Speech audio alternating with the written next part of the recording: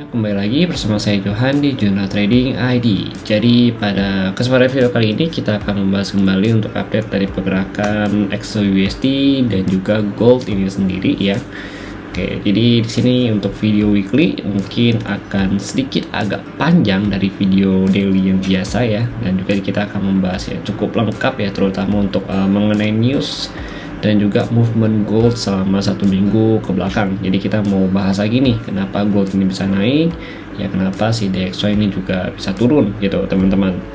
Oke, kita lihat dulu. Pertama kita lihat dari newsnya. Kalau dari news ini sendiri ya, kalau kita perhatikan ini ada yang cukup menarik ya teman-teman ya. Untuk hari ini untuk minggu kemarin itu ada data CPI ya, atau data inflasi dari Amerika itu sendiri ya, dimana kalau kita perhatikan di hari Selasa ya, Selasa ini CPI itu dilaporkan, dan memang kalau kita lihat ya CPI untuk bulan Oktober ya di sini itu 0.0, artinya di bawah ekspektasi pasar, artinya lebih bagus ya untuk CPI-nya gitu teman-teman.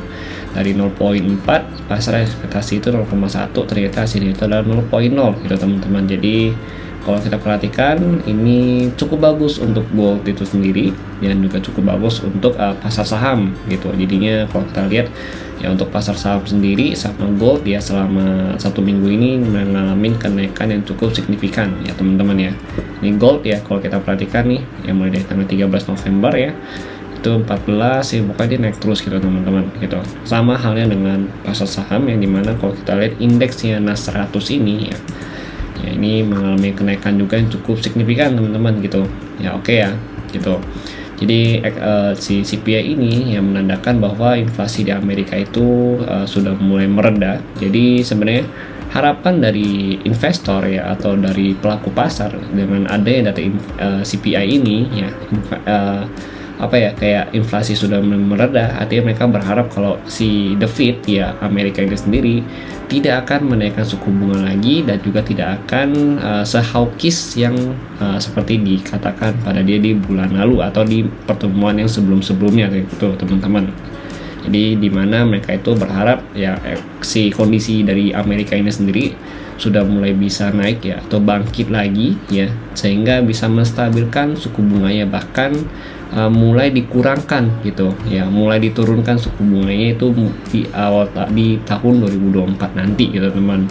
Jadi itu adalah harapan dari pasar. Jadi kenapa mereka itu lebih memilih gold ya sama investasi lain seperti saham, karena mereka melihat bahwa kalau suku bunga sudah tidak dinaikkan, maka ini tidak akan begitu bagus lagi, atau si USD ini sendiri itu tidak akan begitu menjadi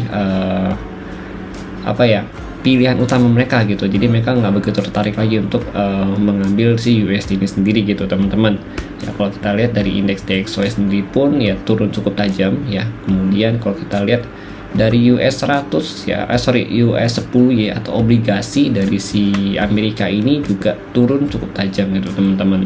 Nah kita perhatikan grafiknya ya, mulai dari tanggal 13 ya, ini untuk daily tanggal 13. kalau kita lihat nih, nah tanggal 13 ini kan 14 ya, kan reportnya itu di tanggal 14 November ya. Ya inflasinya itu cukup bagus ya.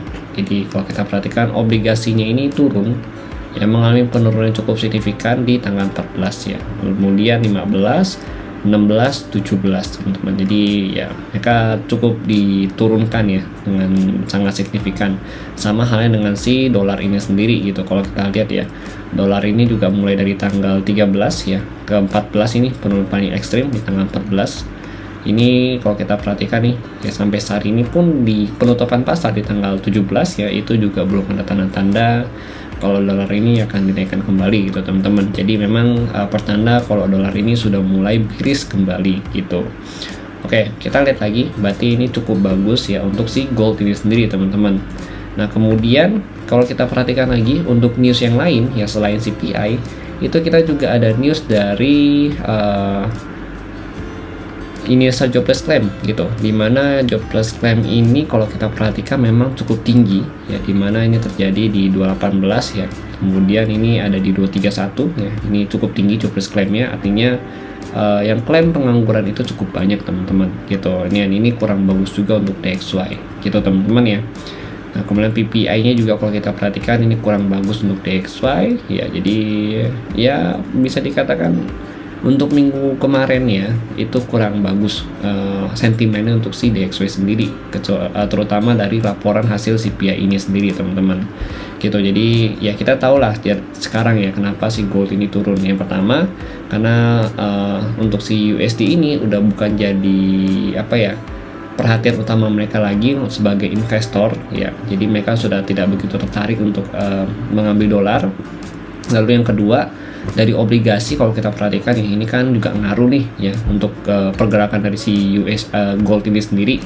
Nah ini juga udah bukan jadi hal yang cukup menarik lagi untuk si investor itu sendiri gitu. Makanya duitnya mereka ini ya itu diputar di mana, di gold ini sendiri ya, dan juga di pasar saham ya, seperti yang kita ketahui seperti NAS 100 ya, ini salah satu indeksnya juga ya. Ini kalau kita perhatikan mengalami kenaikan yang cukup signifikan, terutama di tanggal 13 kemarin nih teman-teman ya. Tanggal 14 kemarin nih ya, 14 kemarin harusnya ini sudah nyampe di area resisten teman-teman gitu, 15.500 gitu. Ternyata di break sama dia dan mengalami kenaikan kurang lebih 2,15% gitu teman-teman. Nah, jadi kalau kita perhatikan ini juga sudah di resistennya lagi untuk si NAS 100 ini atau indeks saham ya Amerika itu sendiri gitu.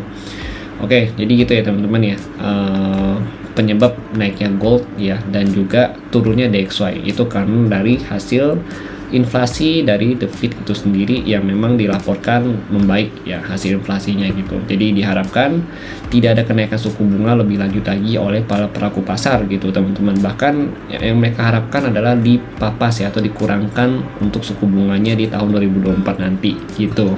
Oke, sekarang kita cek lagi untuk chartnya si gold ini sendiri ya. Kemudian kita lihat juga di sini kalau gold itu kan kita sempat ya minggu kemarin kita juga sempat bahas ya mengenai chart Fibo ini ya. Kalau kita perhatikan gold itu sempat reject ya. Ini kan kita pakai time frame daily ya untuk gold ya. Itu kita gambar Fibonya itu dari 2009 ya, 2009 sampai terendahnya itu ada di 1931 teman-teman gitu.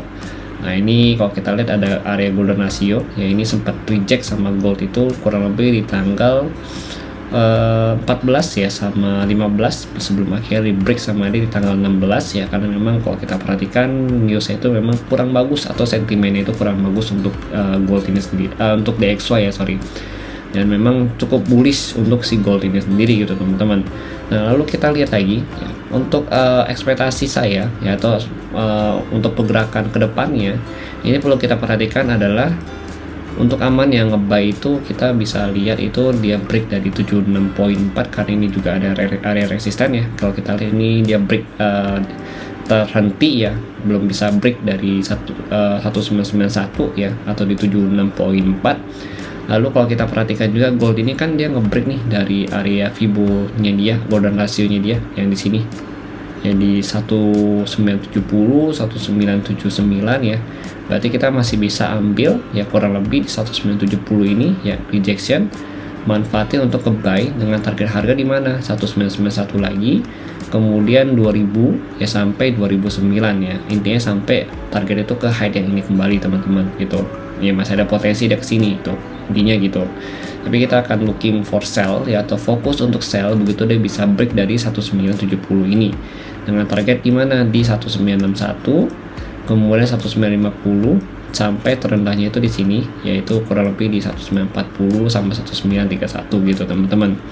Nah karena memang kalau kita perhatikan untuk candle weekly, coba kita cek ya. Untuk candle weekly-nya ini masih cukup bullish ya, ini bullish candle untuk weekly ya, karena kalau kita perhatikan gold itu pada saat dia mau CPI ya minggu kemarin itu kalau kita ukur dengan menggunakan Fibo retracement ya dari bawah sini dari 111 1811 sampai 2009 ini ya, itu gold ada di area supportnya. Kalau kalian masih ingat ya kita pernah bahas ini ya di video weekly yang 2 minggu lalu ya, ini kalau kita 1 minggu lalu kemarin ya, itu supportnya itu ada di 38.2 teman-teman. gitu. Itu dari 1933.9 ya, ini adalah area support. Jadi gold ini pullback dari area supportnya gitu.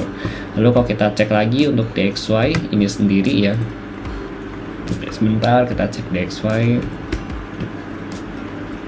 Nah untuk DXY sendiri itu dia berada di area golden ratio day juga nih, yaitu di area 105.9 sama 106. Area ini juga sudah kita sempat bahas ya di beberapa video, kalau ini adalah worst case dia untuk pullback gitu teman-teman ya. Untuk hari ini DXY itu dengan area support yang ada itu di 103.65 sampai 103.13 ini untuk area support ya DXY itu sendiri gitu teman-teman. Ya untuk hari ini sih dia masih bearish candle ya, ini bearish candle, ini juga bearish candle, jadi belum ada, ini juga bearish candle, belum ada rejection untuk dia naik ke atas gitu teman-teman. Jadi artinya untuk si gold ini masih fully bullish sentiment ya. Dan memang lebih prefer ya kalau kita lihat dari weekly dan juga dari daily-nya masih prefer untuk nge-buy ya, sampai kurang lebih si gold itu bisa nge-break ya, atau di si daily-nya ini bisa close di bawah 1970, baru kita fokus untuk ambil sell lagi dengan target rendah itu di 1931 di sini ya. Ini target rendahnya dia gitu. Sebenarnya kalau kita lihat juga 1931 ini juga area yang pernah kita bahas di 2 minggu lalu ya, kalau kalian masih ingat videonya ya. Ini area yang kita bahas juga ya, karena kan itu bertepatan dengan area weekly golden rush, weekly Fibo level kita ya, yang kita bahas juga gitu, yang tadi kita bahas. Nah ini kalau kita mau ambil ya, memang saya lebih prefer untuk ke-buy lagi untuk si gold ini ya, walaupun kalau kita lihat closing kurang bagus ya, tapi selama masih di atas 1970 ya kita masih akan prefer untuk ke-buy. Dan saya prefer sih sebenarnya yang pertama ya, skenario pertama itu dia turun ke 1970, kita akan cari rejection untuk nge-buy di sini dengan target di 1991 ya kan, atau 1978 79. Ini target 1, target 2, target 3, target 4 gitu teman-teman. Atau skenario breakout yang di sini di 1991 itu kita tunggu dia retest dulu teman-teman. Tunggu dia breakout, begitu dia breakout kita jangan langsung entry ya, takutnya dia fall breakout ya seperti ini, nanti ditarik ke bawah lagi agak bahaya. Jadi kita tunggu dia retest dulu ya ke 1991, begitu confirm baru kita ambil buy dengan target di 2000, 2009 atau bahkan bisa ke 2030 kembali gitu teman-teman ya. Let's see lah itu bagaimana. Tapi kan kalau kita lihat untuk worst case kenaikan bisa sampai 2030, itu ada di Fibo 2127.20 teman-teman. Worst case ke sini gitu. Oke, jadi kalau untuk sell ya, begitu dia sudah break dari 1970 candle daily-nya, ini kan kita pakai daily nih ya. Begitu bisa break dari 1970 berarti kita ambil sell ya. Begitu dia break retest ya, dengan target di mana 1961, 1950, 1940. Jadi ini ya 1979 ya sampai 1970 ya, atau 1980 deh kita genapin ya. Itu adalah area level yang cukup penting menentukan apa sih gold ini ya, arah harga si gold ini mau kemana gitu teman-teman, sama 1991 current high-nya dia gitu teman-teman. Oke. Ya, kemudian kalau kita lihat lagi ya, ini saya kan pakai daily. Nah, nanti kita masuk ke intraday level. Oke, ini kita masuk ke intraday level ya. Jadi kalau kita perhatikan kita pakai time frame 1 hours ya, atau 1 jam di sini. Yang pertama kita mau cek dulu berdasarkan dengan pivot level gitu. Jadi kalau kita perhatikan gold ini masih trading di atas pivot level ya, artinya masih bullish ya di sini kalau kita lihat. Nah kebetulan pivot level ini berada kurang lebih di 1972 ya untuk last sektornya dia ya, atau last levelnya dia di sini. Kemudian ini untuk yang pertama itu ada di 1979 teman-teman. Artinya si gold ini selama dia masih berada di atas pivot level ini ya, itu dia masih bullish dan masih potensi untuk retest kembali ke 1990 ya, di sini 1993 sampai 2000 nanti gitu teman-teman. Nah untuk sell yang lebih aman ya, kita mesti tunggu dia dulu nih untuk break dari pivot level ini, atau lebih tepatnya kita tunggu dia dulu untuk bisa close di bawah resisten ini ya. Dia bisa close di bawah resisten ini, artinya di bawah 1970 ya, sama seperti yang tadi kita bahas di sini ya. Ya artinya 1970 ini cukup penting levelnya ya di sini. Nah ini juga sama, kita harus tunggu dia bisa close di bawah 1970 ya, untuk dia strukturnya itu berubah gitu teman-teman secara time frame besarnya gitu. struktur berubah baru kita bisa ambil sell untuk lebih amannya gitu teman-teman. Bukan berarti kita nggak bisa ngambil sell di level tinggi ya, kayak di 1990 atau di 2000 ya, tetap kita bisa manfaatin itu gitu. Tapi masih butuh konfirmasi yang lebih kuat lagi untuk kita hold sell jangka panjang ke bawah sini teman-teman gitu. Oke, kemudian ya 1970 berarti dia break dari trendline-nya dia. Oh iya, kita juga mau bahas di gold ini ya. Itu saya ada posting juga di channel Telegram ya, untuk analisa hari Jumat, dan memang ini ada beberapa postingan ya yang mau saya bahas juga di sini. Ya, ini adalah salah satunya itu yang trendline ini teman-teman. Nah ini trendline ya, ini kita ambil di 1 jam ya. Jadi trendline itu untuk gold masih bullish ya. Jadi memang masih prefer untuk ngebuy gitu. Kecuali dia bisa break trendline yang pertama, kemudian 1970 di sini kan masih ada support nih. Oke, masih ada support. Ada 1, 2 ya, 3, 4 di sini. Berarti ini kita masih bisa ambil buy ya. Dengan catatan kita masih tunggu lagi nih, dia bisa nggak break dari 1980 ini gitu. Nah ini jadi resisten dia lagi. Tapi ini berarti jadi area buy saya juga gitu loh. Ini area buy pertama, high risk, area buy kedua ya. Kemudian area buy ketiga di mana? Nah, untuk area buy yang ketiga itu ada di 1950. Jadi langsung ke sini, area buy ketiga gitu. Untuk yang 1960 ini masih saya pantau dulu ya, nanti kalau misalkan memungkinkan kita untuk masuk buy, baru kita akan saya infokan untuk area ini gitu. Ya, tapi intinya untuk 1950 ini bisa jadi area buy, cuma masih butuh konfirmasi lagi ya untuk semua area itu gitu. Ya intinya gitu, intinya kalau misalkan dia belum bisa break dia dari 1970 ya, kita masih bisa ambil buy karena memang pergerakannya masih bullish ya untuk high time frame dia. Lalu untuk ambil areanya lagi ya, untuk si gold ini ditambah lagi dia masih di atas pivot level gitu teman-teman ya. Ini pivot level ini masih di atas, artinya gold ini masih bullish gitu. Oke, kemudian kita mau cek lagi, ini ada R1 ya, S1 di 1962 yang mendekati area support ini. Kemudian S2 di sini, ya S3 itu di 1931 gitu teman-teman. Nah, kemudian kalau untuk R1 itu ada di 1994, R2-nya itu ada di 2007 dan R3-nya itu ada di 2025 gitu. Oke, itu untuk intraday mapping ya. Ini untuk intraday mapping gitu. Intraday mapping ini juga mengikuti dari mapping high time frame yang ada di sini gitu teman-teman. Yang ada di Fibo ini. Jadi semua ada ketergantungan dan juga saling melengkapi satu sama lain gitu teman-teman. Oke, sekarang kita mau cek dari segi sesi gitu. Oke, kalau dari sesi ya, pertama kita lihat dulu height dari si New York sama London ya. Ini kita ambil height keduanya ya. Yang pertama itu kita pakai 1 jam ya, di sini memang selalu pakai 1 jam. Nah ini ada 1991 sampai 1993 untuk sesi yang perlu kita perhatikan ya. Ini jadi areanya juga nih. Kemudian median dari sesi London, satu sesi terakhir sebelum US ya, itu di 1987. Lalu ini sesi rata-rata sesi New York ya, atau sesi Amerika itu ada di 1981 ya. Lalu kemudian low-nya mereka itu ada di 1979 ya sampai 1978. Lalu kita ambil lagi ini kan sesi New York ya. Nah, ini kita ambil sesi Londonnya lagi gitu. Ada di 1970 teman-teman. Nah, ini median dari sesi London ya gitu. Nah, artinya kalau kita lihat dari sesi ini ya, untuk Senin nanti itu kita masih looking for buy ya sebenarnya, dengan catatan ya, kalau mau short buy itu berarti tidak break dari 1978 gitu teman-teman, karena ini adalah area support terakhirnya dia gitu untuk intraday mapping gitu. Nanti ada support lagi itu kurang lebih di 1970 ya, di sini 1970 ya, itu ada di area mediannya sesi London di hari kemarin yang lagi gitu, atau di hari Kamisnya gitu teman-teman, tanggal 16 November. Nah ini juga kalau kita lihat dari mapping kita ya di sini, begitu dia break dari 1979 atau 1980 ya, itu udah nggak ada support lagi nih gitu, cuma ada nanti di sini di 1972 sampai 1970-an supportnya gitu teman-teman. Jadi memang selaras ya antara mapping intraday kita dengan intraday level yang ada di sini gitu ya berdasarkan dengan open closing dari si harga market itu sendiri ya. Ini kita ngambil mediannya juga gitu.